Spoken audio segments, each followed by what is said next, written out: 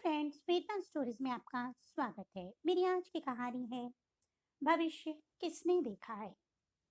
सांझ अपने ससुराल में बर्तन घिस रही थी और उसकी आंखें आंसुओं से भरी पड़ी थी। बर्तन साफ करते करते सोचने लगी, काश मैंने पापा की बात मान ली होती तो ये दिन ना देखने पड़ते। काश वक्त लौट आए, मैं बचपन में चली जाऊं। सोच ही रही थी कि आवाज आई, अरे ओ महारानी, जरा जल्दी जल्दी हाथ चला ले, सारा काम पड़ा है अभी। सांझ की तंद्रा टूटी। ये आवाज उसकी सास निर्मला की थी। जल्दी जल्दी से सारा काम खत्म किया और 10-15 मिनट आराम करने गई तो फिर से आवाज आई, कब तक खटिया तोड़ेगी, शाम होने को है, मेहमान आते होंगे। बेचारी सांझ रसोई घर में आकर काम में लग गई। उसके सास ससुर की शादी की सालगिरह जो थी। काम करते करते रात के 12 बज गए। जैसे ही कमरे में आई, देखा पंकज शराब के नशे में चूर था। उसने कहा, आज तो नहीं पीते, मेहमान है घर पर। पंकज ने कहा कि तुमको उससे क्या। सांझ ने कहा, मुझे नहीं तो किसे होगा। इतने में जैसे ही सांझ ने कहा वैसे ही उसे गाल पे चटाक से एक चांटा पड़ा, जिसकी गूंज पूरे कमरे में सुनाई दी। बहुत बोलने लगी है आजकल। और पंकज सो गया। सांझ की शादी 3 महीने पहले ही हुई है। सांझ के लिए ये नई बात नहीं थी। ऐसा उसके साथ अधिकतर होता। पंकज दिखने में ठीक ठाक है और कपड़ों की दुकान में काम करता है। पंकज के 4 भाई हैं। पंकज घर में सबसे छोटा है। घर में सांझ के सास ससुर, जेठ जेठानियां और उनके बच्चे हैं। उसका घर घर कहाँ, एक छोटा कस्बा है। पंकज सो गया पर सांझ की आंखों में नींद कहाँ, वो खो गई बचपन में। उसके माता पिता की वो इकलौती संतान थी और वो हैदराबाद में रहते थे। शुरू से ही मस्त, न पढ़ने में मन लगता ना ही घर के कामों में। बस दिन भर टीवी और फोन में ही लगी रहती। कभी घर का काम करने की जरूरत ही नहीं पड़ी।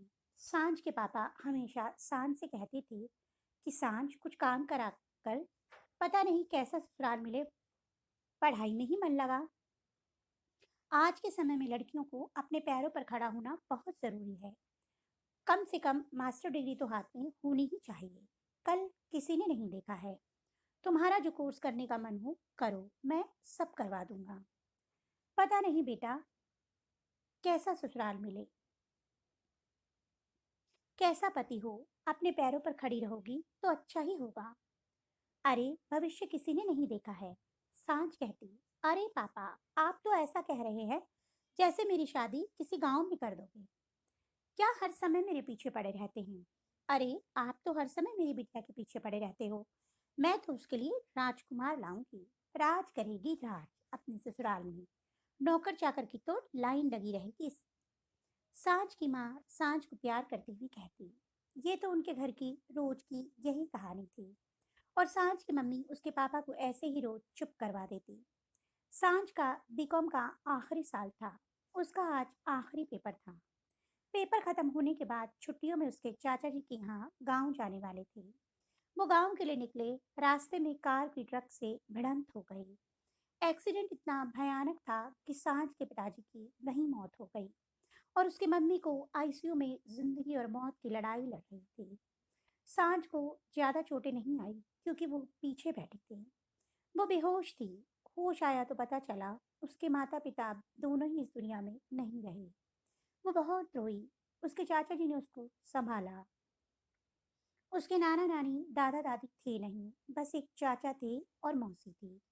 हैदराबाद का घर किराए का था तो वो भी खाली करना पड़ा और सांझ को उसके चाचा जी ले गए। उसकी चाची तो उससे घर के सारे काम करवाती। वो सांझ जो एक गिलास पानी भी उठा के नहीं पीती थी, आज पूरा खाना बनाने लगी थी। कभी कोई काम अच्छे नहीं होता तो उसको मार भी देती। उसकी चाची के बच्चे उसके साथ नौकर जैसा व्यवहार करते और चाचा जी कुछ बोलते तो उनको चुप करवा दिया जाता। घर में चाची का राज चलता। पढ़ना लिखना सब छूट गया। चाची के लिए सांझ बोझ थी। वो उसे अपने घर से जल्दी भगाना चाहती थी। एक दूर के रिश्तेदार के बेटे पंकज से शादी कर दी। सांझ के चाचा जी ने मना भी किया, लेकिन चाची जी ने उन्हें समझा दिया कि वो लोग बिना दहेज की शादी करने को तैयार हैं। और वो लोग इतना रुपया कहाँ से लाएंगे, अपने भी 2 बच्चे हैं। उनका भी भविष्य देखना है। सांझ बिल्कुल शांत हो चुकी थी। उसका दिल, दिमाग सब खत्म हो चुका था। चाची ने जैसा कहा उसने वैसा कर लिया। सांझ की कोई इच्छा नहीं थी शादी करने की, लेकिन बिना माँ बाप की बच्ची सबको बोझ लगती है। बिना दहेज दिए खूबसूरत चंचल शान पंकज के गले बांध दी गई। पंकज की कमाई तो बहुत नहीं थी, जिसकी वजह से घर में उसकी कोई इज्जत नहीं थी। सब भाभी उससे अपने काम निकलवाती रहती। पंकज अपने मन की झुंझलाहट को सांझ के ऊपर निकालता। रोज रात को बिस्तर पर उसे सांझ चाहिए। फूल जैसी सांझ रोज मछली जाती, दिन भर घर के काम करती और रात में बिस्तर पर पति की सेवा। वो सब कुछ सह रही थी, क्योंकि उसके पास कोई रास्ता ही नहीं बचा था। किससे अपने मन की बात कही? कोई भी तो उसका अपना नहीं था। सांझ जिंदा लाश बन गई थी। 3 महीने और गुजर गए। सांझ या उसके घर वालों के व्यवहार में कोई परिवर्तन नहीं आया था। उन्हें तो घर बैठे फुल टाइम नौकरानी मिल गई थी, जो कभी छुट्टी नहीं ले सकती। उसकी भाभियां 20-20 दिन मायके जाती, लेकिन वह कहाँ जाए? उसकी चाची कभी उसको बुलाती ही नहीं थी। बिना दहेज शादी जो करवा दी थी उन्होंने। सांझ ने इसे ही अपनी नियति मान लिया था। उस घर में उसकी हैसियत सिर्फ काम वाली बाई की तरह ही थी। छोटी से छोटी बात में पंकज उसे थप्पड़ मार देता। कभी पंकज ने सांझ की इच्छा जानने की कोशिश नहीं की। उसे बस सांझ अपनी प्यास बुझाने की मशीन लगती। क्या जिंदगी हो गई थी सांझ की। कब सुबह हुई पता ही नहीं चला। उठ के सांझ फिर लग गई कामों में। उसने पंकज को नहाने का पानी दिया, जो ज्यादा गर्म ना था। फिर एक चांटा पड़ा और जोर से चिल्लाने की आवाज आई। कोई काम ढंग से नहीं होता तुझसे, गंवार कहीं की। कब सुबह हुई, सांझ अपने कमरे में जाकर रोने लगी। बहुत रोई। फिर उसे न जाने अपने पापा की एक बात याद आई। बेटा, कभी जिंदगी में हार नहीं मानना, हमेशा आगे बढ़ना।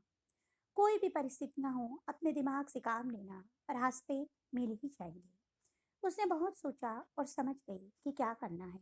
वो रात को सबके सो जाने के बाद हैदराबाद जाने को बस में बैठ गई। सुबह वो हैदराबाद पहुंची, अपने पापा के बहुत अच्छे दोस्त सक्सेना अंकल से मिली। उन्होंने उनकी बात सुनी और उसको कहा चिंता ना करे।